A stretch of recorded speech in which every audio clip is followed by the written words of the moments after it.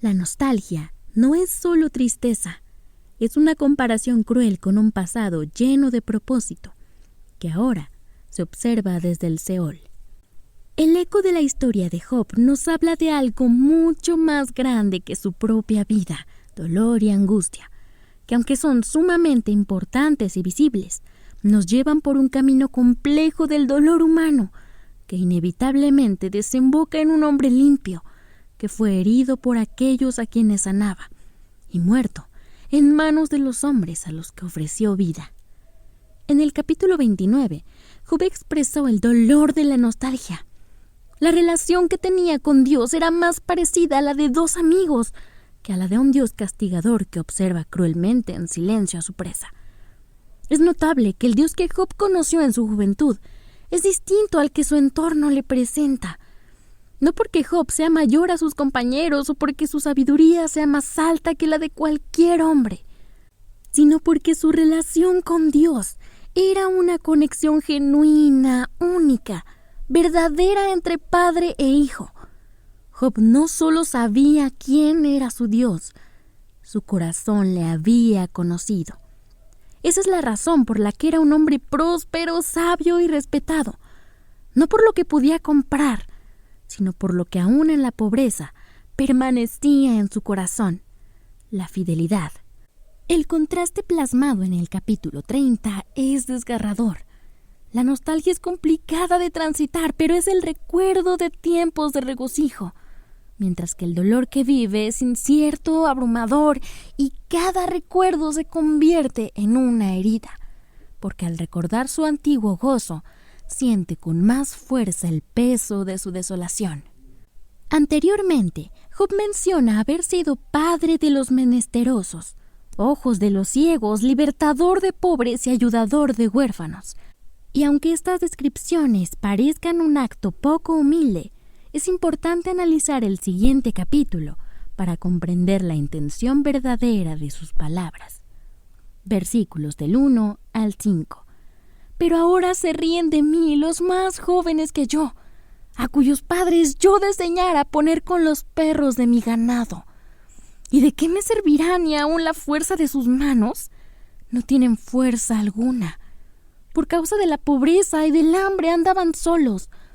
Huían a la soledad, al lugar tenebroso, asolado y desierto. Recogían malvas entre los arbustos y raíces de enebro para calentarse. Eran arrojados de entre las gentes, y todos les daban grita como tras el ladrón. En la antigüedad, los perros, lejos de ser vistos como símbolo de lealtad y compañía, eran considerados animales salvajes y carroñeros, según textos como Éxodo 22:31. Y me seréis varones santos, no comeréis carne destrozada por las fieras del campo, a los perros la echaréis. Por eso, cuando Job dice que aquellos cuyos padres no habrían puesto ni con los perros de su ganado, ahora se burlan de él, está describiendo la humillación más profunda, ser menospreciado incluso por los más despreciables. En la cultura hebrea, llamar a alguien perro era negarle la dignidad, considerarlo impuro o indigno de estar delante de Dios. Esta frase se encuentra cargada de contraste, pero también de dolor, pues muestra el giro tan agresivo que dio su vida. Pasó de ser un hombre respetado por las personas más importantes de su ciudad a ser denigrado y burlado por el otro extremo de la sociedad. Versículos del 6 al 8. Habitaban en las barrancas de los arroyos, en las cavernas de la tierra y en las rocas. Bramaban entre las matas y se reunían debajo de los espinos. Hijos de viles y hombres sin nombre, más bajos que la misma tierra. Es a través de diversos análisis realizados anteriormente que se puede comprender la magnitud de la frase hombres sin nombre. En la historia de Ruth la Moabita, existió un hombre que se negó a cumplir con su deber de redimirla, es decir, de casarse con ella por miedo a dañar su heredad. No se menciona su nombre y este hecho es interpretado como ser borrado de la memoria de Dios, pues en la cultura bíblica No tener nombre significaba directamente no tener historia ni valor. Job usa este mismo lenguaje para expresar el dolor de que aún los indignos, los que no merecían ser recordados, se burlaban de él. Es como si hubiera caído tan bajo que los sin nombre pudieran mirarlo desde arriba. En esa frase hay más que tristeza. Existe un sonido de pérdida total. La dignidad, el honor y la voz de quien un día fue respetado y se convirtió en el objeto de desprecio de los despreciables.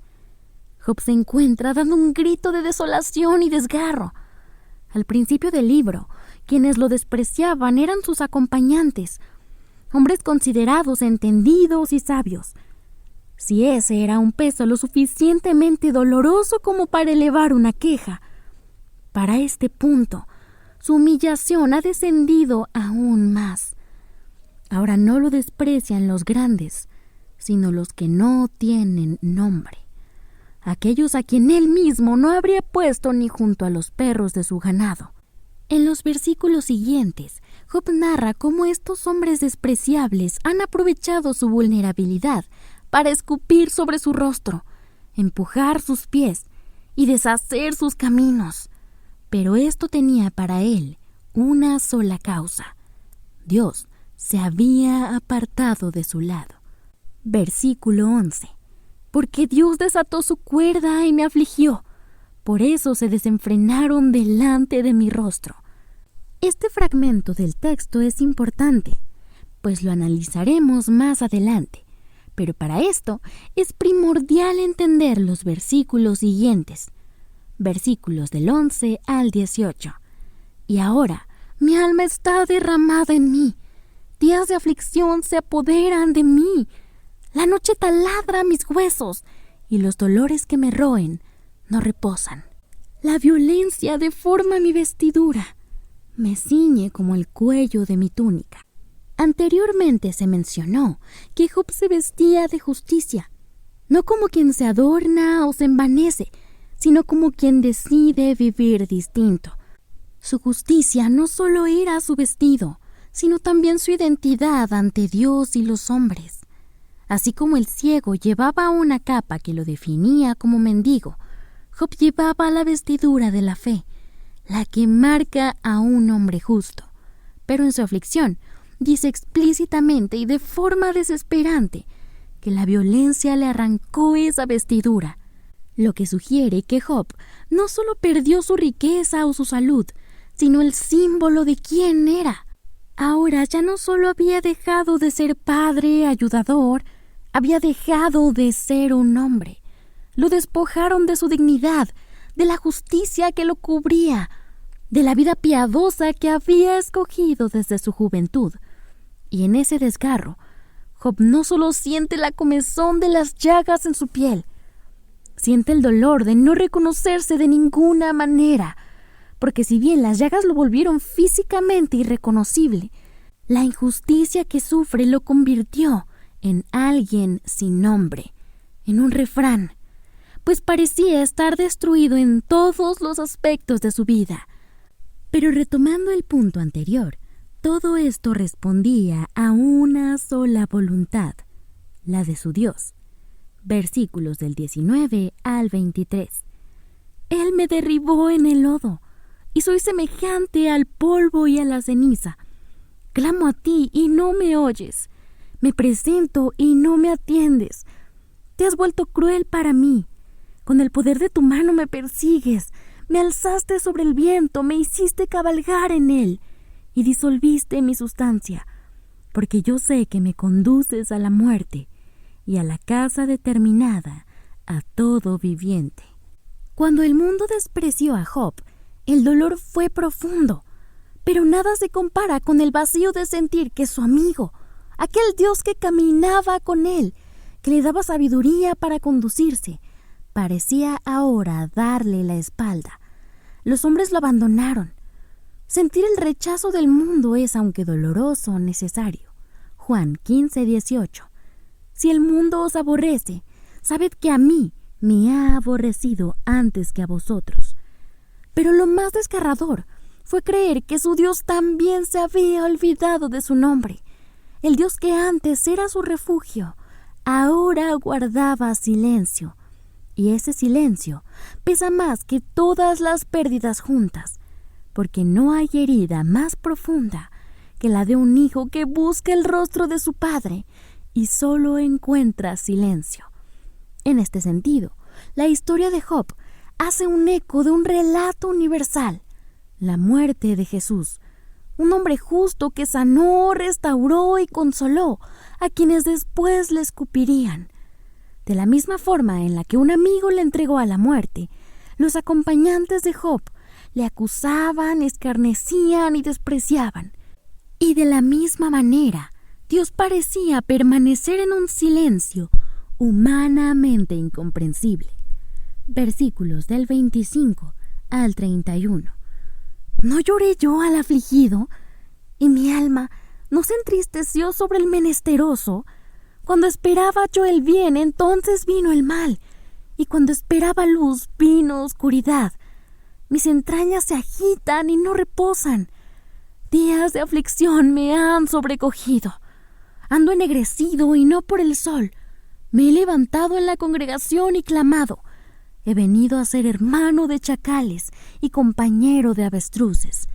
Mi piel se ha ennegrecido y se me cae, y mis huesos arden de dolor. Se ha cambiado mi arpa en luto y mi flauta en voz de lamentadores. El capítulo 30 es el sonido del alma rota de Job, el clamor de quien siente que ha sido borrado del mundo y olvidado por Dios. Sus palabras son el retrato de un dolor extremo, causado por la vergüenza, el abandono, la pérdida de nombre y de identidad. En medio del dolor cegador que atravesaba, Job no podía ver a Dios. Eso hace aún más fuerte su lealtad.